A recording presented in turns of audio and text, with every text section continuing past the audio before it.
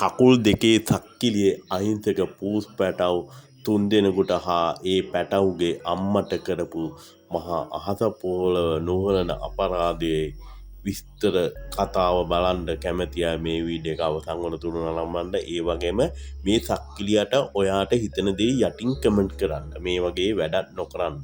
ඒ වගේම අනිත් අයට ෂෙයා කරන්න. හරියම නම් වීඩියෝ එකට යමු අපි.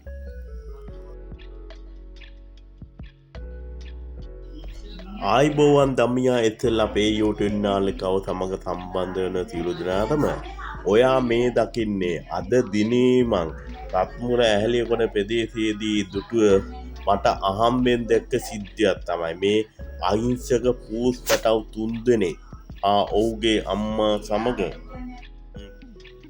පාර අයිනේ තියෙන මේ බෝක්කුවට ගෙනත් දාලා තියෙනවා. බලන්න මේ පාර අයිනේ තමයි මේ බෝක්කුවට වතුර ගලා යන බෝක්කුවට තමයි මේ අහිංසක පූස් පැටව් තුන්දෙනා සහ උගේ අම්මා ගෙනත් දාලා තියෙනවා. බලන්න මේ වතුර ගලා යන බෝක්කුවට වර්ෂාව ඇදහැළුණොත් මේ පැටව් මෙතනම මැරෙනවා ගසාගෙන ගිහින්. බලන්න මේ පැටව් ටික මේ බෝක්කුව ඇතුළට ගෙනත් දාලා මේ අසල්වාසීන් පැවසියේ රාත්‍රියේ ටීවිල්ලේ අතයකින් පැමිණ මේම දමා ගොස් තියෙනවා කියලා.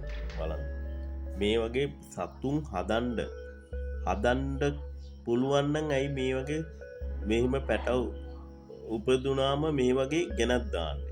මේක කොච්චර පවත්ද? මේ වගේ දෙයක් කරන්න මොන හිතකින් මිනිසෙකුට කරන්න පුළුවන්ද? මේ වගේ අහිංසක සත්තු ටික බලන්න.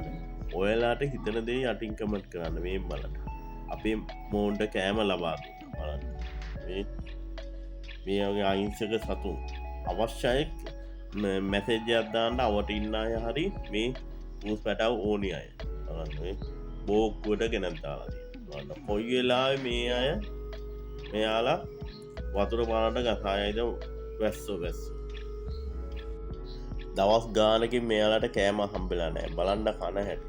බලන්න මේ අහිංසක චූටි පූස් පැටව් තුන්දෙනෙක්. මෙයාලා පිරිමි අයමයි.